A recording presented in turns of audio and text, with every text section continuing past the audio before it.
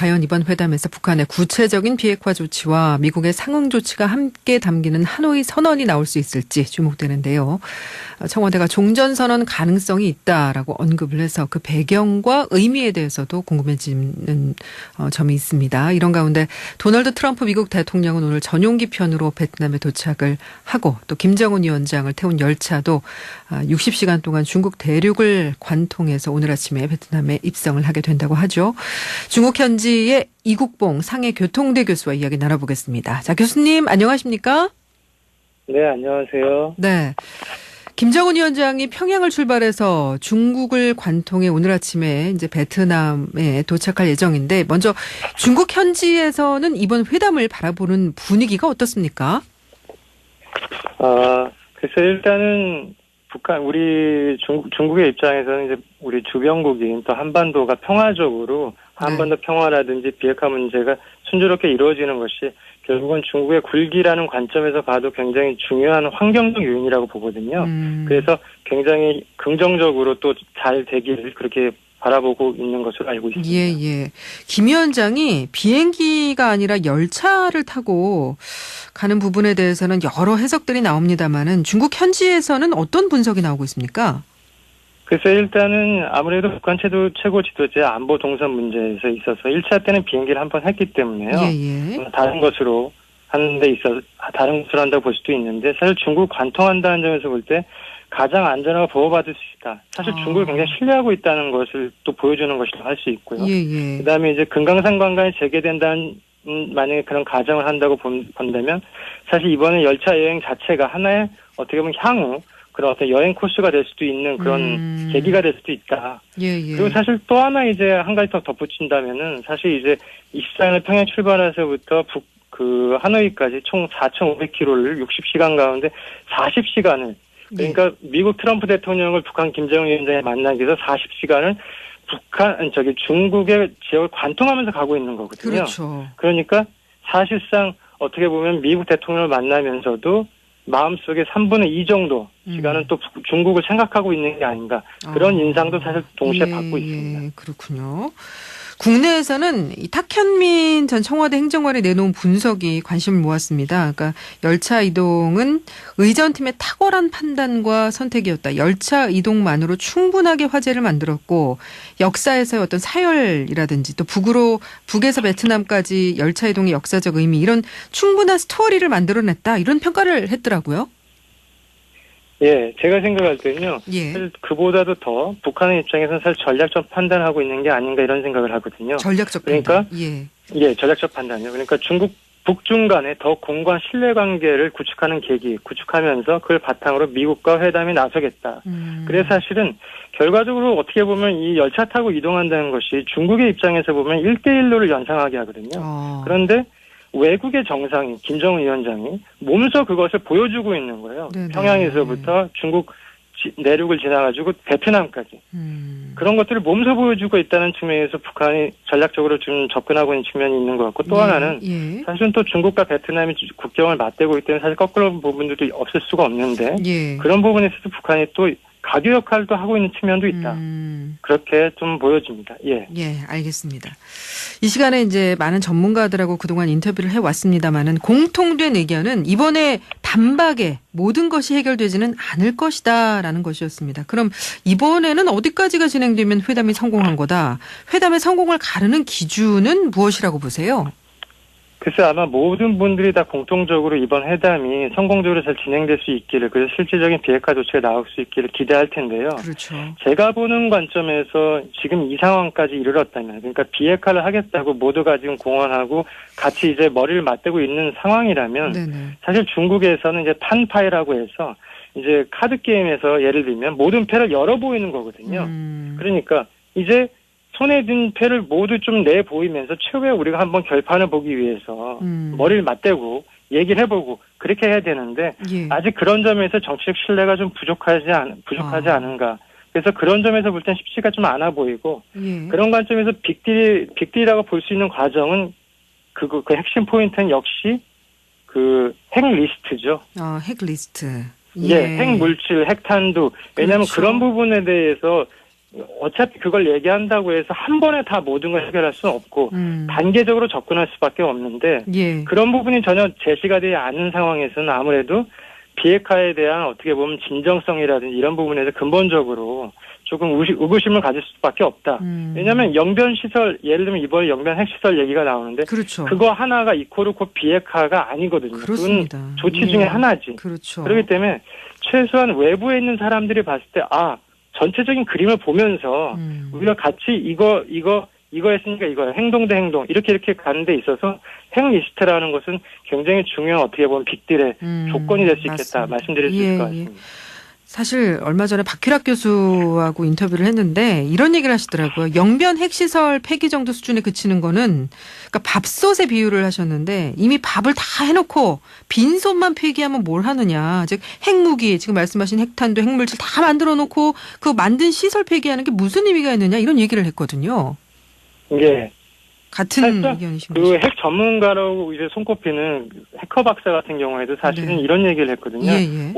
작년 12월에 중국에서 한 인터뷰에서 그 사실상 자기는 이제 북한을 핵보유국이라고 얘기하고 싶지는 않지만 북한이 핵무기를 가졌다는 측면에서는 사실상 북한이 핵보유국이나 마찬가지가 아니냐. 그래서 얘기한 것이 뭐냐면 20개에서 60개 30개 정도 지금 유력한 것으로 핵무기를 가지고 있는 것을 자기는 판단하고 있다고 이렇게 얘기를 하고 있거든요. 그래서 사실상 그 영변 핵시설이라는 것이 아시겠지만 50년대에서부터 북한이 이제 그걸 추구하면서 상징적인 의미는 굉장히 크다고 볼 수 있지만 그것이 그만큼 곧 비핵화 이코르냐 그건 아니기 때문에 아마 의구심이 좀 많이 있다 이렇게 볼 수 있을 것 같습니다. 그렇군요.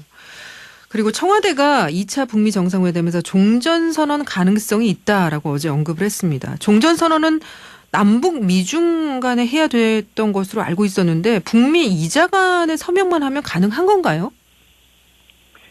그래서 일단 실질적으로 아마 그렇게 그런 이제 뉘앙스인 것 같습니다. 실질적으로 한중 간에도 수교를 했고, 그다음에 이제 미북만 남았다. 우리가 군사합의서 그게 무슨 얘기예요? 했고요. 한중 간에 수교를 했고 미북만 남았다. 그게 그 의미가 어떻게 되는 겁니까? 그러니까 사실상 제가 생각할 때 이제 그걸 나온 배경, 그 의미에 대해서 일단은 예를 들면 미국 측에서 본다면 이제 종전선 전쟁이 끝났기 때문에라는 거를 카드를 내밀면서 북한을 더 비핵화 쪽으로 유도하려고 하는 측면이 있는 것으로 보이고요. 청와대 입장에서 본다면 얼마 전에 이제 트럼프 대통령한테 이제 우리 문재인 대통령께서 이제 남북경에 필요하면 우리가 할 수 있겠다 이런 말씀도 하셨는데 어떻게 보면 종전선언이라는 그 신호 실질적인 종전선언 그 신호를 통해서 앞으로 북미 정상회담 이후에 우리 정부가 우리가 끌려다니는 게 아니라 뭔가 좀 주도하는 그런 포석을 좀 만들어 보겠다. 그런 어떤 목표와 방향성을 제시하고 있는 것들이 깔려 있는 게 아닌가. 그래서 한반도의 가장 중요한 우리 당사국인 우리가 패싱돼서야 되겠는가 이런 부분이 좀 어떻게 보면 좀 깔려 있는 내용이 아닌가 그렇게 저는 생각하고 있습니다. 그러니까 당초에는 이 종전 선언을 위해서 시진핑 주석도 갈 수 있다라는 얘기도 있었고 또 문재인 대통령도 날짜에 맞춰서 갈 수가 있다 뭐 이런 얘기를 했기 때문에 이거 갑자기 북미 간 이자 간에만 할 수도 있다. 그거를 당사자인 우리나라가 빠지는 거는 괜찮습니까? 맞습니다. 그러니까 사실상 이게 최소한 우리가 이제 형식적인 측면에서 봐도요. 조금 이제 좀 후퇴하는 게 아닌가 사실 그런 측면이 보이는 게 왜냐하면 24일 아침에만 보더라도 미국 트럼프 같은 경우에 트윗 3개를 이제 하면서 이번 북미 정상회담에 대한 기대를 얘기했고요. 두 번째는 시주석의 도움에 대해서 그 부분을 또 언급을 했고요. 세 번째는 김정은 위원장과의 관계가 좋다 이렇게 얘기를 했거든요. 그러니까 사실상 미국이 어떻게 보면 이번 회담을 통해서 북한뿐만 아니라 중국까지도 염두하고 이렇게 하면서 좀 약간 한반도의 대표성을 가져가면서 지금 회담을 진행하려고 하는 그런 제스처가 나오고 있는 것 같고요. 그런 측면에서 본다면 아까 말씀 주셨던 것과 마찬가지로 한반도의 실질적인 당사자인 우리가 다소 한 발 좀 물러나 있는 게 아닌가 그런 인상을 주는 측면은 있다 이렇게 얘기 드릴 수 있을 것 같습니다. 중국 정부 입장은 어떤가요? 아직 정부 입장이 발표된 부분은 없나요? 이거 관련해서 종전선언? 그 부분과 관련돼서 일단 지금 현재는 모두가 지금 다 예의주시하고 있지 않습니까? 지금 이 상황 자체를 중립된 상황을 좀 하고 있고요. 그리고 사실 뭐 이번에 그 열차 타고 가는 그 과정 속에서 사실은 그 직간접적으로 또 영향력을 또 보여주고 있다. 아마 그렇게 하면서 지금 일단 예의주시하면서 지금 이 회담을 상황이군요. 보고 있을 거라고 생각하고 있습니다.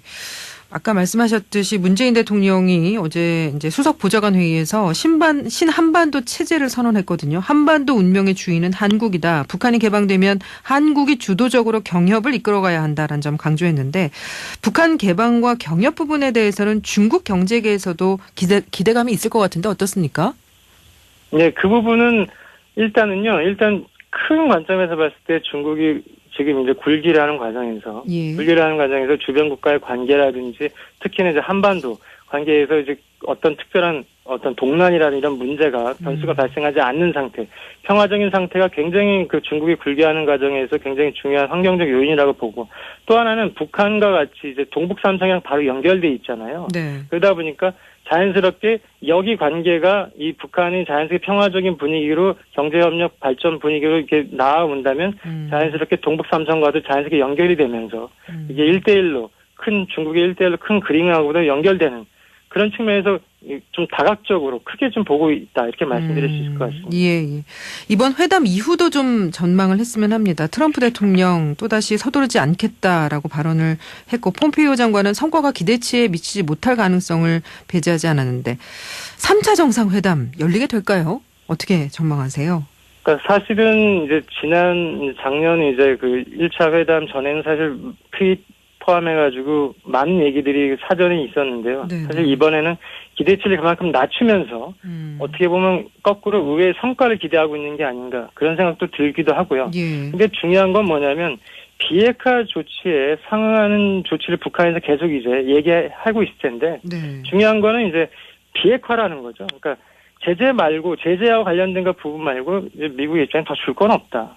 그런 측면에서 사실 서두르지 않겠다는 거. 북한에 대한 좀 무언의 압박이 될 수도 있겠고요. 사실 이런 관점에서 오히려 그러니까 트럼프 입장에서는요. 실질적으로 우리들은 아무것도 하지 않는다. 근데 봐라. 북한은 핵실험하지 않지? 미사일 실험하지 않지? 그러니까 그것을 이제 트럼프 입장에서는 성과라고 보면서 추후 그런 것이 지속된다면 추가 정상회담도 한번 해볼 수 있지 않을까? 이렇게 기대하고 있는 게 아닌가 생각하고 있습니다. 그렇군요. 예. 만약에 그냥 뭐 큰 성과 없이 그냥 뭐 핵 동결 수준에서 회담이 끝나게 된다면 트럼프 대통령이 맞이하게 될 후폭풍도 사실 만만치 않을 것 같은데 당장 재선도 흔들리지 않겠습니까? 이 부분은 어떻게 전망하세요? 그래서 사실상 이제 제일 어떻게 보면 중요한 게 그 공세적이기보다는 어떻게 보면 디펜스 방어적인 측면이 좀 강할 수도 있겠다는 생각이 들어요. 트럼프 대통령 입장에서는. 그러니까 비핵화가 충분하다면 상관이 없지만 비핵화가 충분하지 않다고 판단된다면 빈손으로 회담되는 것 자체 그 상황 자체를 근본적으로 최소한 논리적으로 방어하기 위해서라도 뭔가를 특별하게 이번 회담에서 북한에게 더 큰 어떤 제스처를 취한다든지 제재 완화 포함해서요. 그런 부분에서도 굉장히 좀 신중하게. 그러니까 우리는 손해를 보고 있지 않다. 근데 저긴 하고 있다. 이런 부분들을 부각시키기 위한 그런 접근을 하지 않을까 생각합니다. 알겠습니다. 이번 회담 결과 함께 같이 지켜보시죠. 여기까지 말씀 나누겠습니다. 고맙습니다. 네, 감사합니다. 네, 중국 현지의 이국봉 상해교통대 교수를 연결해봤습니다.